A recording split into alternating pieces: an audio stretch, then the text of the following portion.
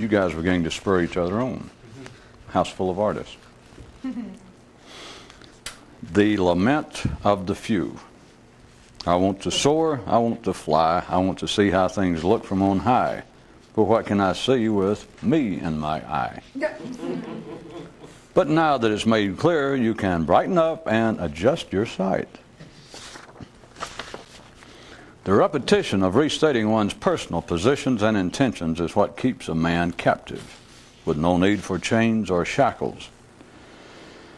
But what is most elusive to recognition is the subtle way in which this confinement is affected, right out in the open, right in the middle of one's moment-to-moment language-based neural activities. To further compound the confluence is the fact that the mind's preeminent audience is itself. Realization of this alone places one in a most exclusive minority.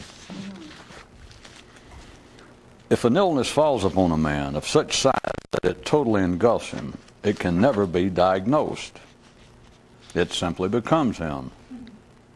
Thus it is between a man and his mentally driven personality. Technology and water management, inter alia.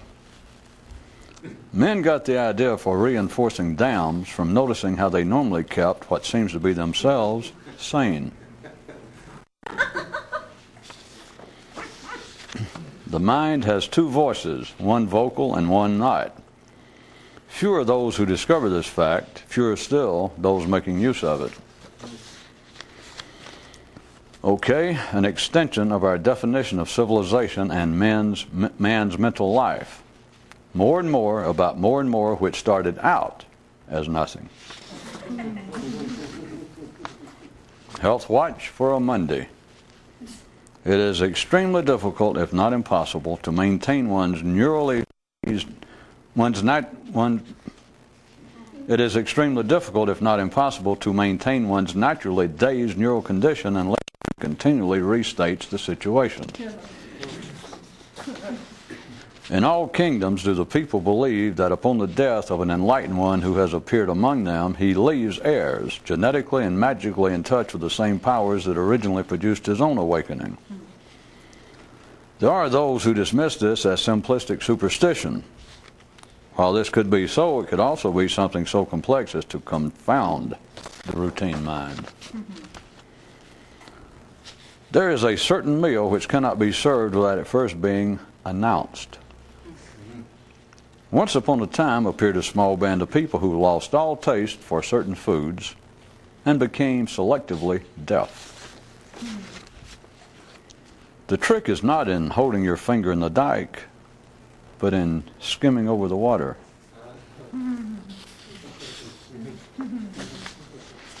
The most basic sin would be to act without the effect of thought. And the next step up, repetition. Guy says, it sure is easier to live in our day's condition if you don't all the time be noticing it. Yet another guy adds, yeah, and I want to know who noticed it in the first place.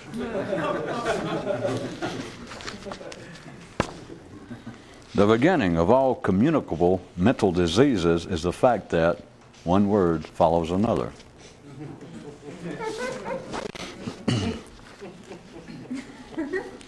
One possible tip. When you think, don't move your lips.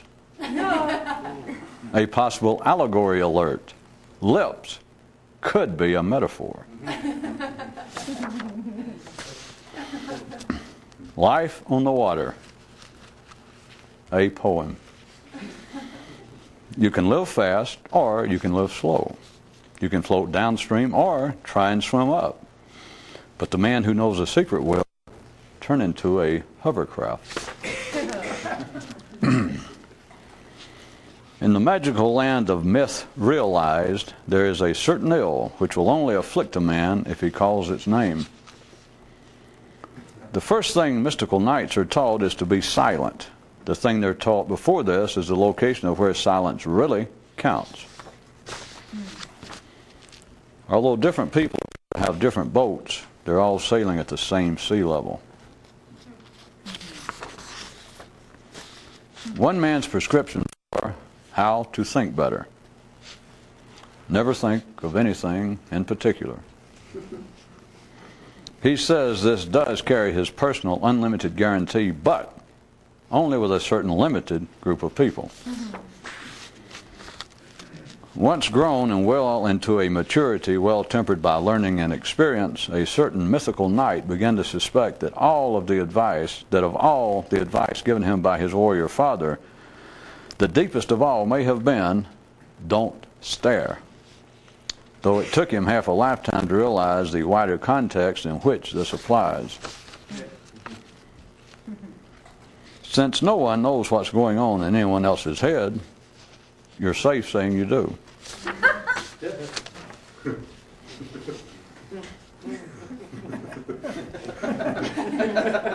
What gets me is organized religions and psychiatry, and they never write any thanks to me, or they never get. The welcome brochure Life provides to all new residents of Paris, while not saying so directly, subtly assures one and all that they can be perfectly, or at least acceptably happy, living out their 25,000 days on earth in the French capital, just as long as they never seriously entertain ideas of elsewhere. What if the secret cannot be told, not because of the limitation of words, but rather the limitation of language? And further still, what if the real definition of limitation is the necessary protection of requisite illusion? In the closet that holds each man's most prized possessions are, unbeknownst to him, 2 shelves. Not just the one everyone's aware of, but 2. And the realization of this will radically change how a man can use the mind.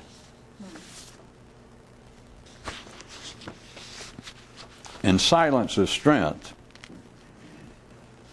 if it be true. Maybe I should put it that way. If it be true, as many people say, in silence is strength, there needs to be a new conception of what is silence. Collectivism and the question of expanded awareness. The son of a mystic stood before a school and asked himself, am I to become learned as part of a class, or enlightened alone on my own? But such is an easy question for scions of royalty. From our dictionary of antonyms: staring, silence. So pondered one man, if age can pass for wisdom, why not death for enlightenment? Think on this. If you're a mystic, you are the son of a mystic. Think about it.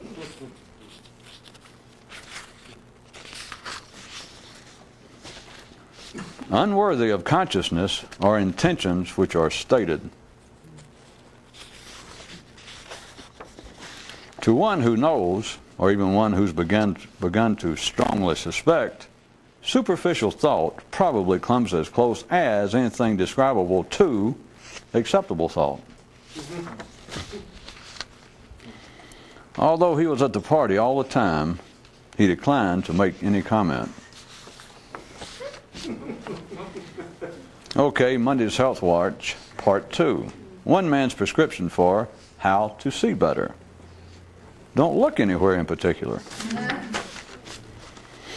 On his headstone, one mystic had inscribed, "Here lies the skimmer."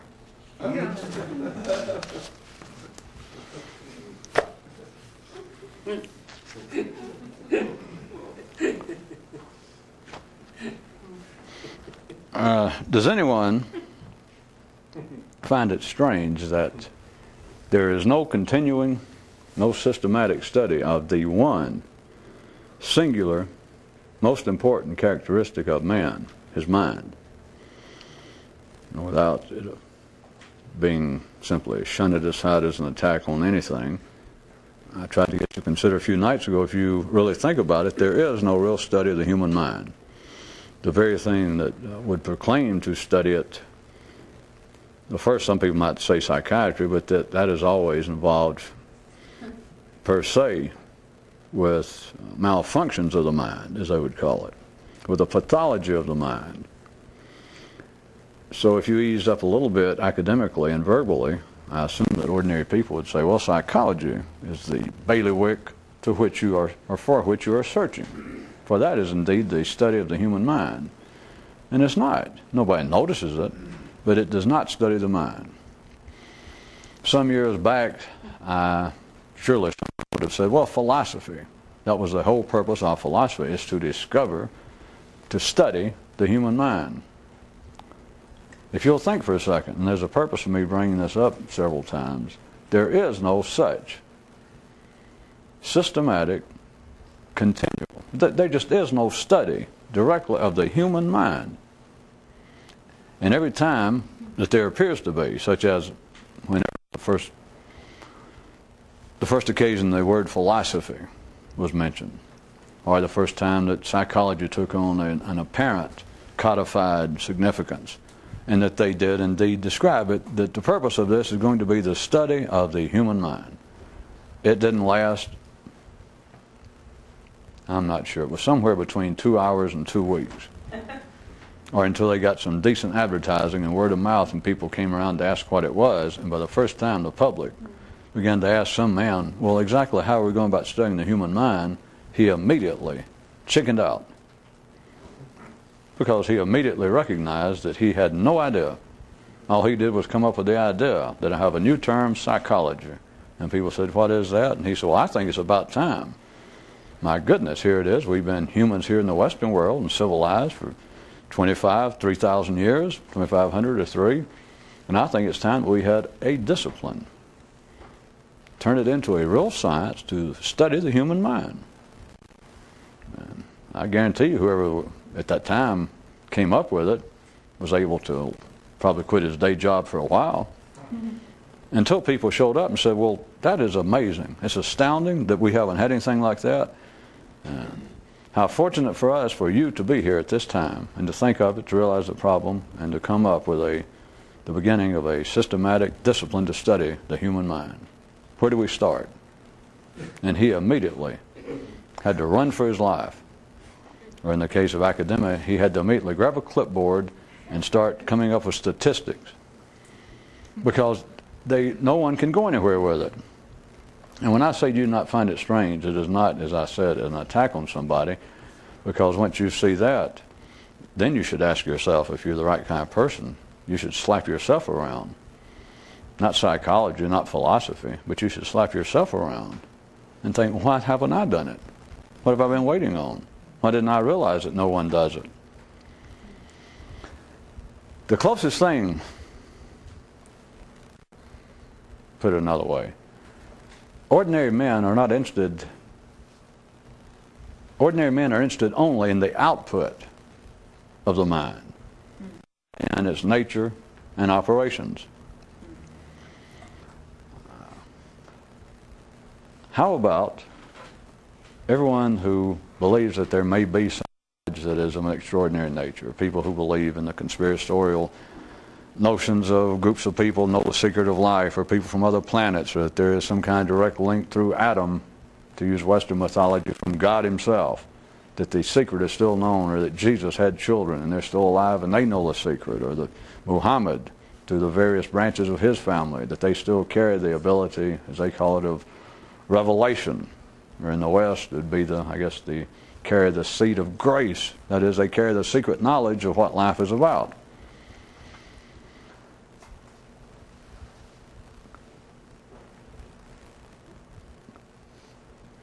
Even having said that, if you realize people who believe that they're even interested in the more arcane aspects or possibilities of the human mind will do anything but study it directly.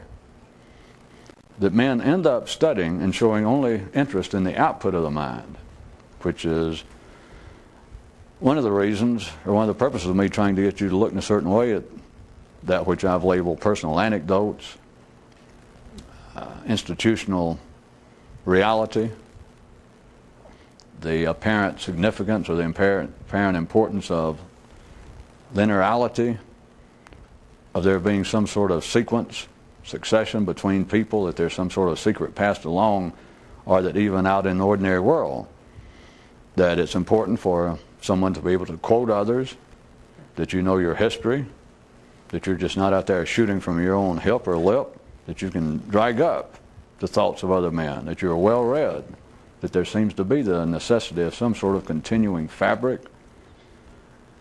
It's yes and no.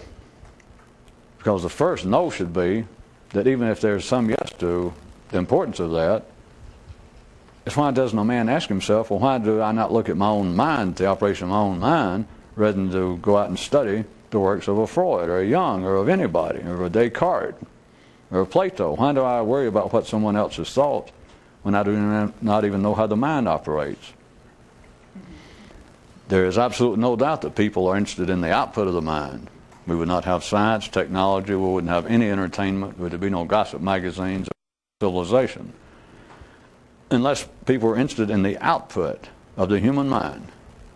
But if you ask somebody if they're interested in how the mind operates, regardless if they may say, well, yeah, why? Is there a lecture or a good book you can recommend? And if you actually try to describe it, people won't listen for any length of time worthy of your attempt to describe anything about the human mind. And there's a reason. And remember, when I say the human mind, what many people used to call, what most people used to call the human spirit, heart, that unique spark that makes man man, but it's the mind. The operation of the mind is right at the heart of what seems to be the secret.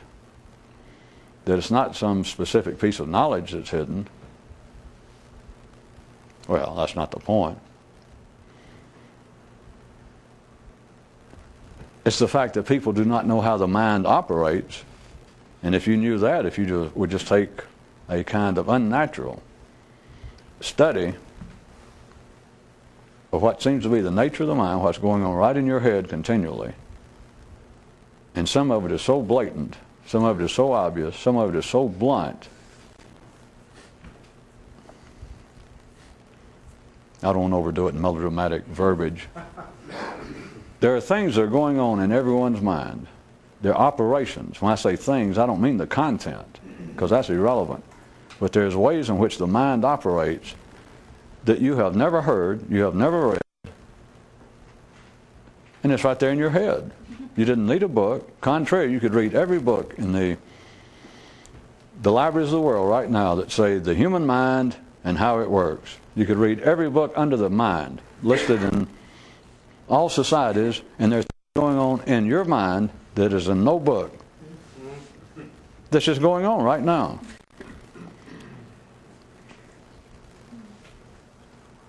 I'll repeat to you again for a second. Do you not find it strange, assuming that I'm telling you, describing something quite valid, something quite obvious once you see it, that they're just things that takes no weird description, it's just once you see it, it strikes you, well, I didn't know that. And it will simultaneously strike you, well, wait a minute, as far as I know, nobody knows that. And then right after that just strike you of, well, here we go again. Here it goes again. I've been living in a small green room, and suddenly I get the impression I'm surrounded by limeness or greenness, and I seem astounded. Not only am I surrounded by it, I'm internally surrounded by it. It is me. In tonight's, I didn't give a preface to it, but in tonight's news items were several pertaining to this.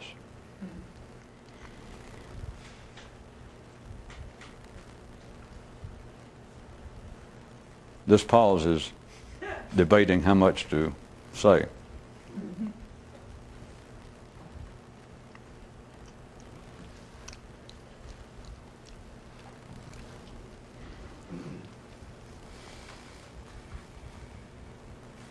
How was that? I always wanted to do a Zen tape some night and maybe just stop after I'd read the news items and say, well, the heart of tonight's message is, I guess I should warn people here in the taping place, but then stand here for 50 minutes. Just as much as possible, just nothing going on, but just stand for 50 minutes. It's hard to get across a message in that kind of artistic milieu unless you're dealing with people on some pretty cheap drugs or white wine in Soho in New York at an art, they might put up with it in New York or Paris. But the kind of people who would put up with it and after it's over and go, they're the kind of people you don't hang around anyway, so there you are. You can't win.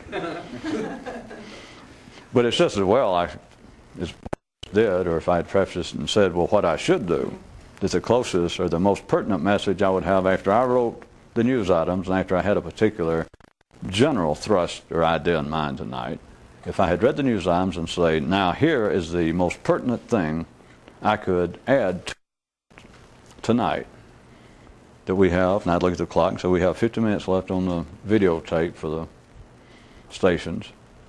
And so for the next 50 minutes, I'm going to stand here and not do anything. I'm not going to say anything else. But this is not a cheap, would-be artistic stunt, but this is as pertinent as possible from one view that I could be related to what I'm trying to convey. Of course, I should have done it before I read the item so that you might have listened up a little more. And I said, but when I get to reading the items, then whatever it takes, say 10 minutes, then for the next 50, I'm just going to stand here and say nothing. Does that tell you anything? Does that hint? Well, I've also tried to hint before. Some people, they seem to have benefited, or said they did at the time. If you attempt to look at what's going on when you first awaken in the morning, if it's just an average morning, there's no way to predict, but you're not hungover, you're not sick, and you don't have a cold, you just wake up, and you're not in a hurry, didn't oversleep, and you can just lay there, and just as soon as you awaken, you do realize, as that man pointed out last time, that he awoke one morning to find his mind, as usual, already busy at work with its routine affairs and what he had to say about it. But that's just one possibility. I don't mean it's magic because you've got all day. It's going on all the time. But when you first wake up, it seems to be that sometimes in the right conditions, the division of what I'm saying, that there's the mind operating in a way that you never read about, that no one ever describes in this manner, and if it was any more blatant, your mind would turn on you and go, you goddamn idiot, and go, you know, what? It'd do something like that.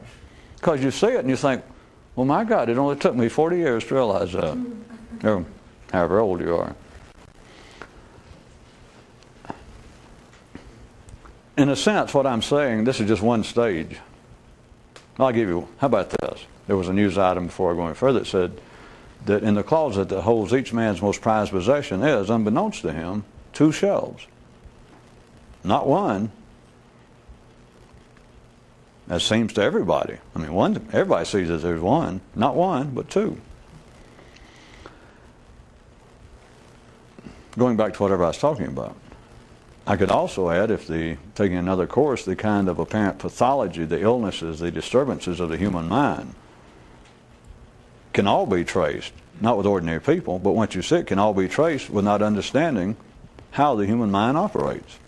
And I'm not talking about genetic brain damage, but people who just say that postnatally, if there's any validity, but say that they believe that they are disturbed for reasons that are strictly psychological. Which again, may I point out, I can't resist. Think about it. They will say that it's strictly psychological, and they believe that all of the main malady to their life is psychological. They will say the word with no hesitation, and would also add, once they've said that, they believe if there's any possible treatment available, it would have to be from the psychological sciences, arts. And there's not. They can talk about it as well as anything else. They can talk about it the same as religion. They can talk about it the same as people sitting around talking about anything. Talking about whatever happened to the National Soccer Association. Or they can talk about anything and say, well, we're getting somewhere. It's interesting. But that which is called psychology, if you take what I described, at least momentarily, as a fact, a working fact, how can psychology treat something if it doesn't know what it's treating? And it does not. And it's past the point now, the same as religion and everything, once it becomes institutionalized, It is no longer involved in what its original stated aim was. Of course, it never was, but it is now past the point that psychology will not tell you that it's involved with the mapping, the understanding of the operations of the human mind. If you push somebody, they might say, well, sort of. But that's not the basis of psychology. You're not going to find a psychologist, even if one has ever won the Nobel Prize. If you find the world's most outstanding psychologist, and you ask him how the human mind operated, of course, he might try to tell you something and distract you. I'll put it to you another way. I could tell you a few things about the human mind. If I told you point blank, you'd go, my God, that's true. And then you found him, and you said, you're the world's most famous psychologist, right? Yes, I am. And so you, if anyone understands the operations of the human mind, I mean, it's got to be you. You go, well, probably. And you say, well, you already knows how so-and-so works. Assuming that all the conditions were right and he wasn't sick himself, the man would go, oh my God. And he'd reach for a notepad. It won't kill you so that you couldn't take credit for it. The point being, you could point out just one simple thing to him, and assuming that he was relatively sane for a second, he would go, my God. Just what I'm telling you, to realize, out of all my study, all the prizes I've won, all the books and papers I've written, as much as everyone kowtows to me and goes, boy, if anybody knows the human mind, it's him. And you could point out one thing, just say, oh, by the way, isn't it funny how the mind... You go, holy sh...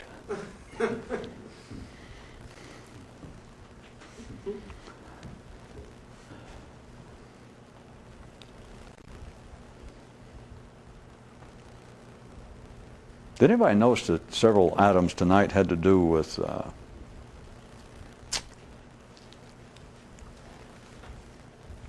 silence? Mm-hmm. Several had to do, of course, one of them, not just silence, but one went as far as to point out that if indeed, as some people have opined, as has been repeated on several occasions throughout history, that silence, there is strength in silence. That if that be true, if it's going to be of any usable benefit other than trying to get a job to replace Clint Eastwood in movies, if there's any personal, individual use to that, then there has got to be some kind of new understanding of what constitutes silence. Mm-hmm.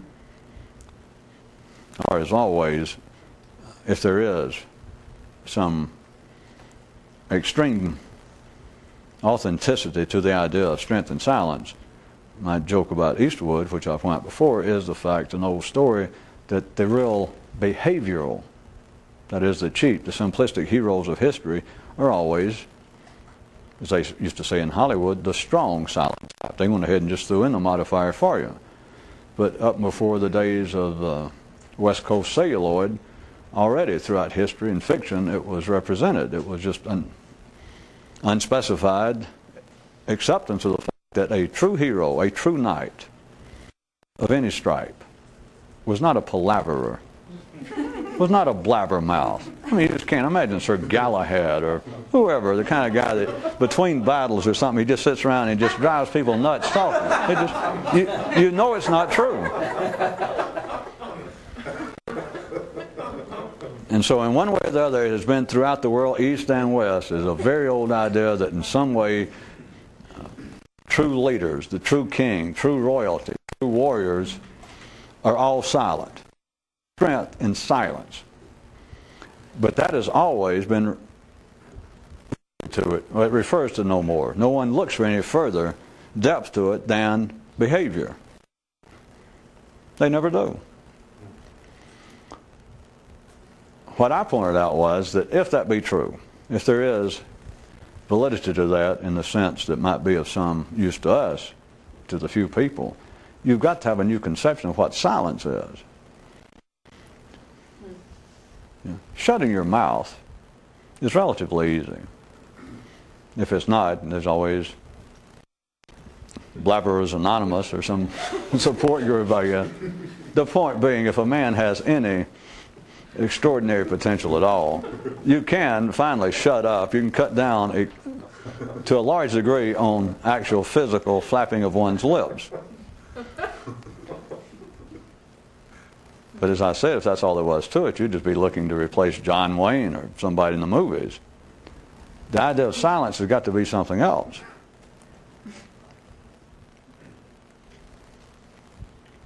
There were 2 health watches tonight, to change the subject. There were 2 prescriptions. One man gave a prescription of how to think better. And I'm quoting now. He said, never think of anything in particular. Which I guess is a good thing we do not have any psychologists or probate judges, anyone that had the ability to sign a writ and have us committed, even temporarily for observation. To say how to think better, yes. Don't think of anything, yes, in particular. What? That was followed fairly shortly by a round 2, part 2, a man who had a prescription of how to see better. Never look anywhere in particular. I may be wrong when I said let's change the subject. I think it's all to do with the same thing.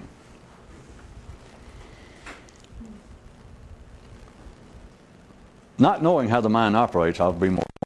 People not having an idea of how their own mind operates. Not some theoretical model, not some model based upon statistics, not some dream, and not the kind of thing that psychologically people can do to one another under a professional or institutional auspices on a person-to-person basis, and that is describe behavior. And immediately you'll step on somebody's toes. Nowadays you can just say, well, you probably have some difficulty with interpersonal relations, and they figure, you're a psyche to the stars already. Because nowadays everybody go, well, yeah. And they are sort of amazed, at least in the sense of I'd like to be entertained, so go, well, yeah. And then after that you can say almost anything. Does that get too obscure in me to be? All right. There's television, educational television. I happen to know this example. I've seen it.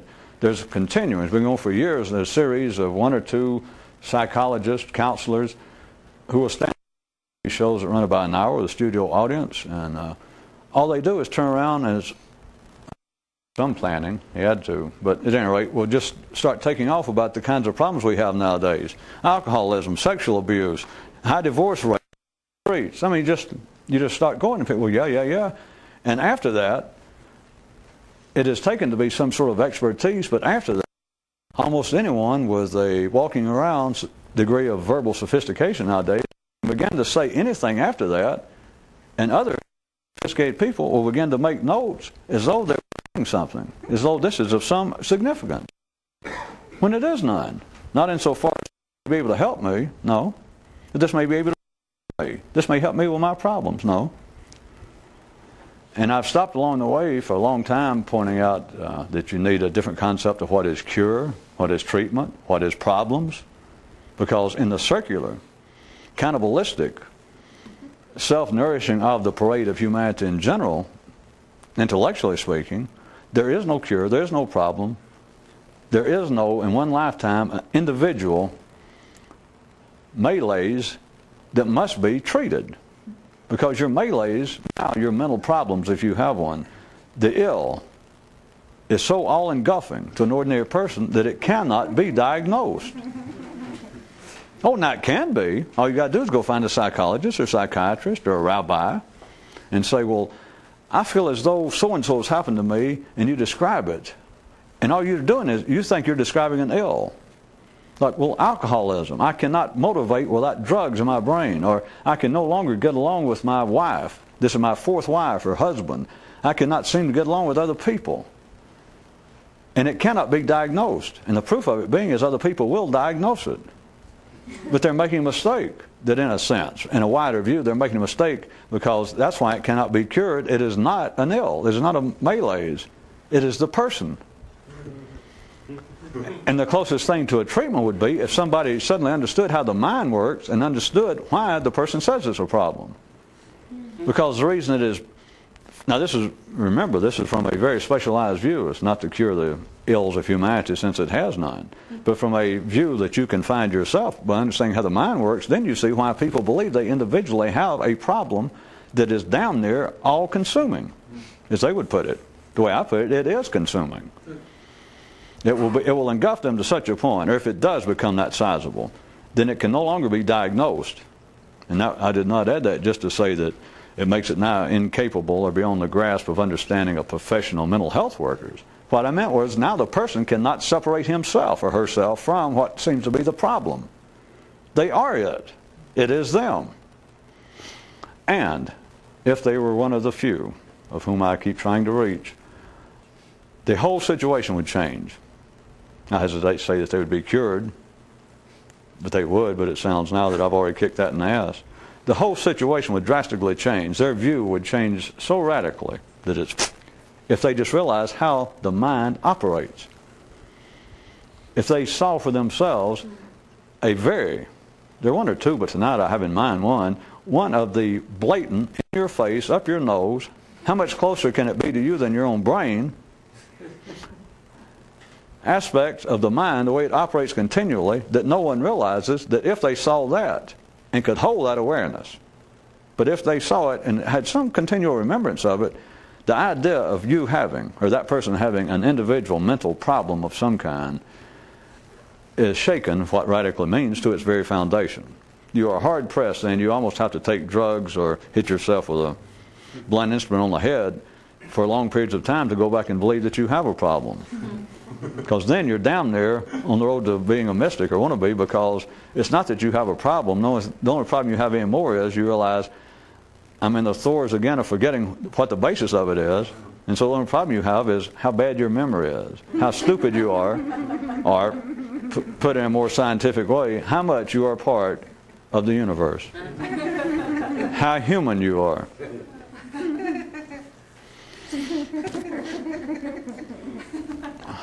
To retrieve it from me pushing up to the area that almost sounded like mental problems. When I say that, everyone understands I'm not here trying to cure mental problems.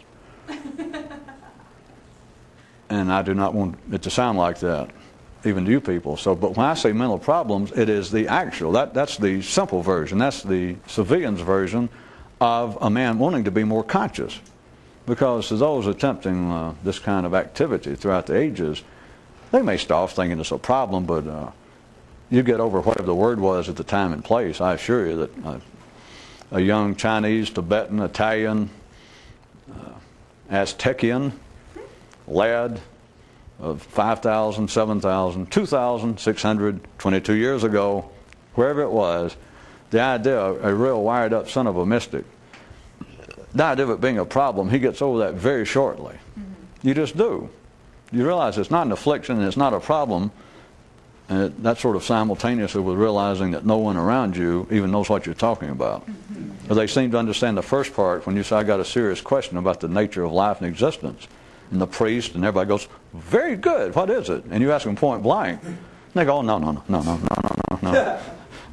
You say, I have this important question about the nature of existence. Maybe I should go back and do it so I'll make sure you get it. And the priest, the rabbis, the head of the tribe, your father says, now you're becoming a real little man. Come over here and sit down. All right, what's your question? And you go, well, I want to know what is the purpose of existence. And that's when they go, no. Because you're doing to them what you should be doing to your own mind, or vice versa. You should be, they go, oh, no. And to you, to the son of a mystic, what could be more obvious is they have this question about the nature of life. And they go, well, great, what is it? And you go, well, that's it. What is it? No. And then they will try, as they have to send you everywhere. They'll try to get you to take a course, to sign for the church, to undertake catastrophes, or what do you call it? When you, cataclysms? Or to maybe take a mail order course in air conditioning repair. But when you ask them outright, you say, I got a question about the nature of life, and they go, good, you're now becoming a real little man. I mean, pretty soon we'll be able to cut off part of your skin, and you'll be a real little... And you go, well, we'll see about that later. Anyway, you say, I have this question about the nature of life. And they go, good, what is it? And you go, that was it. And they go, what? And you went, what is it? And they go, no. But at any rate, about simultaneously with that, a person gives up the idea of there being a problem, is all I was going to say. Whether you people, I know I keep saying this, whether you've actually lived every step of the history of mysticism or not, you should be able to feel it. And I could start dragging out examples, but you're as well read as I am in the public areas of religion and the history of prophets and thinkers, that you immediately get over, just very shortly, it's a problem. I mean, to you it's sort of a problem, but it's not an ill, because you already understand that you are saner, you're healthier mentally than the priest is. I mean, it's no big deal, but you understand that they're not even as healthy as you are. Or they're not as interested in health. It's not like it's a problem that you're going crazy. And I'm sure that some people did originally. I know that some would-be sons of mystics originally feel as though I am almost going crazy because I keep wanting to scratch somewhere and I can't find where it is. And finally, you get around, you get the vocabulary enough at some preteen or around 12, 13, some age that you do finally look up a priest or a rabbi or someone, you go, listen.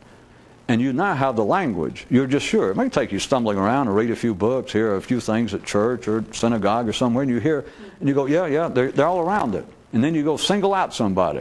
And you go, I think I now got the language. I can now ask the question, because for years, for at least some length of time, you could not even formulate the question. But now you can say something like, why are we here? What's the nature of life? It's a classic one. I got a question about the nature of life. And they go, all right, what is it? And you go, no, that was it. What is it? You had it. What is it? And they go, no. All right, almost simultaneously with that is you give up false hope externally. That is, you don't see it as you going crazy, because as soon as they go, all right, now we're getting somewhere. And it doesn't have to be just you one-on-one with some priest or rabbi, you understand. It can be metaphorically that it's kind of your increasing understanding of the interaction between you and life in general, collective intelligence. But the day will come that it's almost like this, that it's best represented perhaps with a private conversation, that you do find some wise person, and you go, that finally you feel better, you feel like now I'm very close to a possible cure, because at least now I can go to the doctor and say, it hurts here. Until then you didn't know where, verbally. But now you could ask the man, I've got a question having to do with the nature of life. And they, in fact, by his acquisition, their joy, by their agreement that, hey, now you are getting somewhere, sit down. Now, to you, that already, intellectually, you had no choice. It was natural. You took that as everything short of a workable prescription. Because it was that finally you said something to someone that you thought knew. And they went, and they put their arm around you and said, come in here, sit down. And they get knee to knee and say, what is it? And you feel as though it's just, I'm a few words away from the secret. Because they heard the question. I could now put the question made sense to me, and it made sense to the priest. And he went, And so he says, what is the question? And you go, that was it. And then they go, you just want me to tell you point blank, just what's the nature of life? What's the purpose of life? And you go, yeah. And they slide their chair, and at any rate, then you understand it's not really an illness. It's not really a problem. It's certainly not insanity, because the pillars, the living reflections of sanity, of the stability of society, of civilization, your priest, your rabbi, your father, heard the question, entertained the question, said, and approved of the question until he understood what you were asking.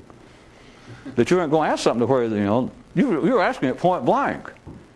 But the point was, you now understand that wanting to know what life is about, trying to discover this secret place, trying to discover the secret, even if you didn't use those terms then, you then understood is a language unknown to everybody. But then when I seek out not just everybody's, when I seek out the experts within the everybody's, and they still understand the question quite well. They're just delighted, yes, until they understood I was asking it directly, just point blank. Then they did not know. That's what they told me. Regardless of what they said, they admitted they did not know what it was. But then you're no longer on any sort of shaky basis that this is insane, because you realize that everybody in the world, you assume, but at least the experts, just ordinary people, understand quite well the question. They do not go, what a crazy question. No. You understand the question is not insane. The question is not deranged. The question is not alien to man. But it should then, I'll do this for you, strike a kid like, wait a minute, here are the people that, by their own admission, and everyone seems to agree, my family, the public, that here are the people who should be the experts in this area, And I asked them the basis of the question. I said, I want to know, I got a question about the nature of life. And they go, good. You know, they're saying, you came to the right place. You go, oh, yes, hey, okay, what is it? And you go, well, that was it. You just said it. What is the nature, what's the purpose of life? They don't know. They don't find it strange, they don't know. No one around them finds it strange, they don't know. And you've been around so long, I'm trying to rekindle a certain kind of astonishment on your part for a reason, because there's something still lingering here that people do not normally see. This is at the heart of all of this. Tibet, not hidden 6,000 years ago in some book that got lost. There are things going on right here in your mind every day, continually, that you don't realize how the mind is operating, and you can run forever in a certain direction. You can run forever, of course I'm speaking intellectually, trying to think your way closer and closer to something, but until you realize what's going on here, closer and closer is, to be charitable is an illusion. You know?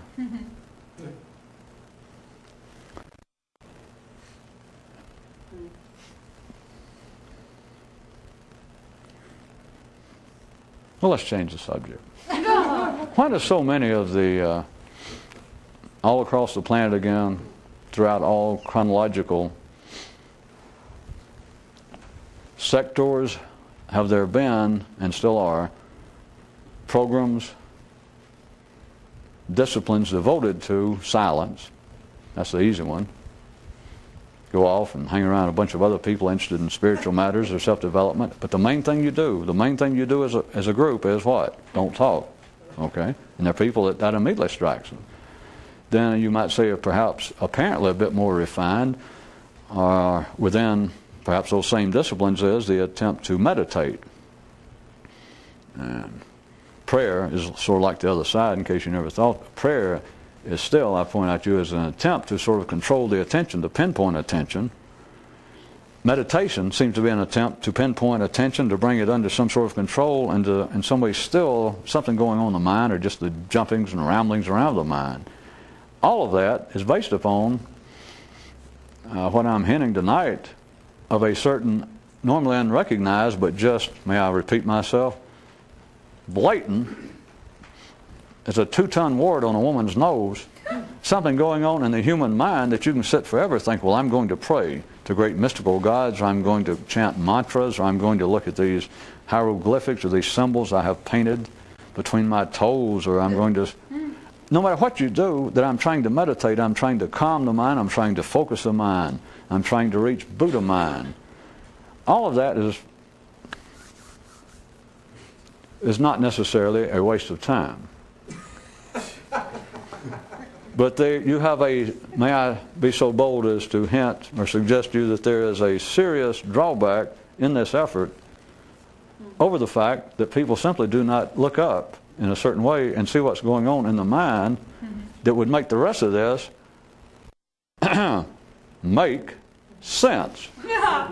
I mean, to you. I mean, I can make it sound like it makes sense. They can make it sound like it makes sense, and their brochures will come join up such and such mystical monastery because we attempt to meditate, and they describe what it is they're attempting to do. Does your mind seem like it's going crazy? Is your mind like a wild ox that cannot be controlled? Or like a wild horse, a stallion that comes in and kicks up your field and eats your cabbages and drives you crazy, and yet you admire it, you look at it and you think, what a wondrous steed, how beautiful, but it's almost dangerous. Would you not like to be able to bridle it, saddle it, now be not only at your command, but a part of you, a part of your great riding adventure into great mystical realms? You go, that's it, that's it. People who say that, if they would look right up there in their corral, there's something going on that once they see it, you go, oh my God. And you realize, I have been mistreating horses for 40 years.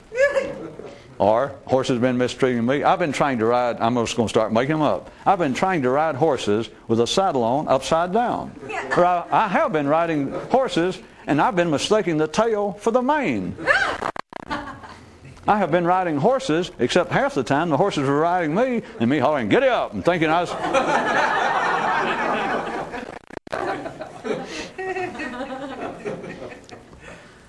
in response to certain recent pleas from the S lobby, may I say, suffice it to say, that without knowing a certain obvious, blatant, up your nose, in your face thing having to do with operations of the mind every day, every minute, all of this has, you understand what I mean by, at least in a figurative sense, a literary sense, it has a fatal flaw. Yeah. Which I might also suggest to you that those who taught, let's say Buddha, if that was a real person, who taught the idea of meditation to reach the idea of Buddhahood, to reach the enlightenment. Part of the enlightenment of going, aha. The only reason I bring it up tonight is having to do with the point I'm making, or hinting at. Part of aha, the great enlightenment, is to do what you thought was going to get you there. There's really two things. The first enlightenment is to see what life's about, and almost silence. It's sort of a small one, but as you're realizing, in other words, let's say that, well, I don't know whether people, maybe somebody did get it. Let us say that you have been pursuing some discipline, let's say meditation of some sort, for X number of years, and one day while sitting and meditating, the enlightenment comes. While you're doing that discipline, all right, there you are, you suddenly, your consciousness, you see what life's about. Just almost as a peripheral, just a little thing, is you going, it's kind of a side enlightenment of you realizing that I reached this in spite of what I was doing. That was...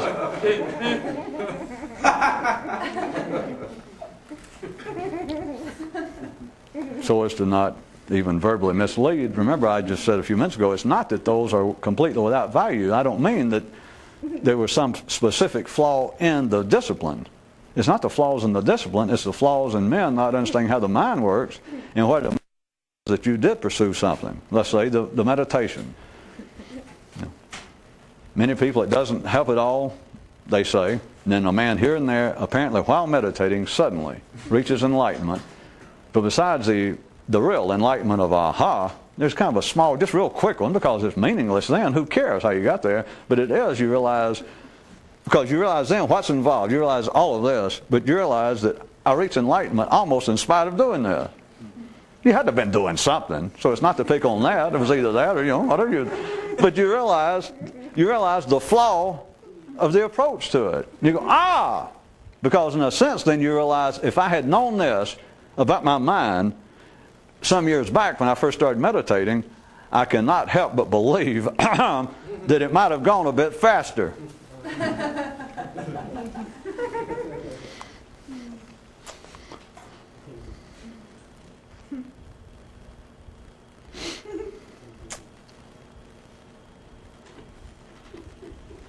Maybe people could handle 3 minutes of just absolute silence and just stand here.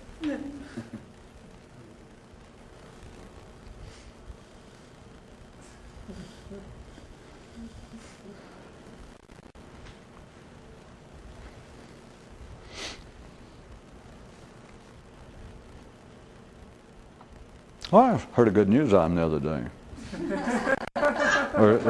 I don't know what to call it. I heard a thing the other day. I just thought, it said, I don't know that it was actually based upon, or only pertinent to lowland areas or the low countries, but I know we have many of our fine Netherlandic friends here in the audience.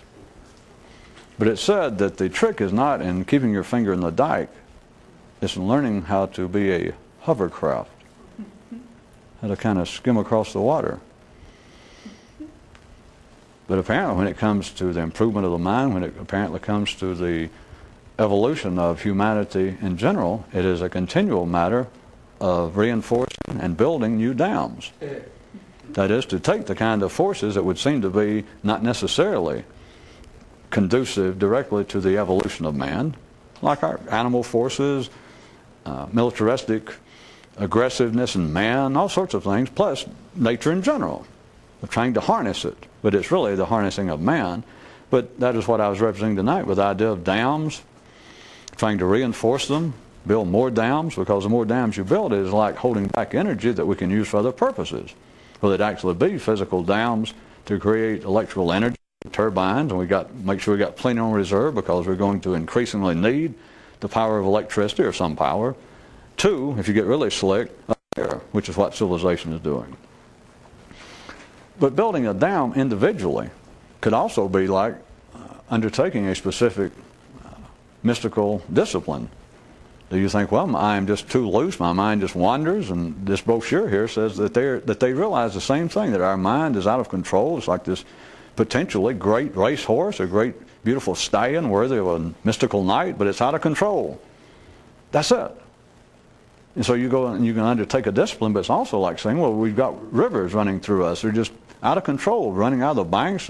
And they have potential great energy and use, though, but what we need to dam them up, bring them under some control. Yeah, that's all right. It's okay.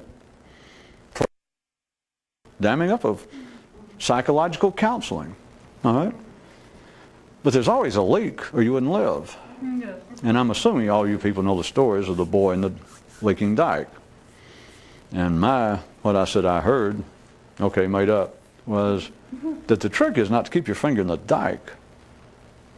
Because even if you can do it, all that's going to do is what? Nothing. But other than that, what? Nothing. Oh, okay. Well, if you're going to live 70 years as half crazy, then by putting your finger in the hole in the dike, at least you're able to live out 70 years half crazy. You understand? It won't cure the disease. You won't even be able to diagnose it because it's you. You don't have your finger. But the trick is, I suggested, is not in holding back the water in the dike, is being able to learn how to think better, learn how to see better. I think it was the same guy. He ended up with his own 2 different pages. How to think gooder. Never think about anything in particular.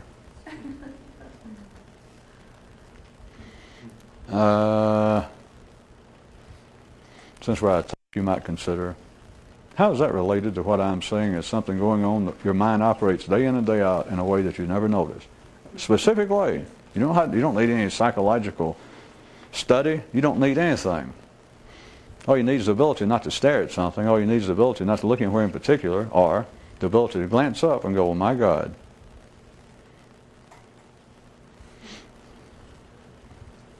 Or as that our great founder had inscribed on his tombstone.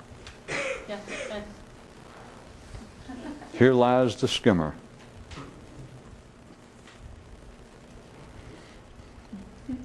Let's leave on that sorry note, that sad note, that morbid note.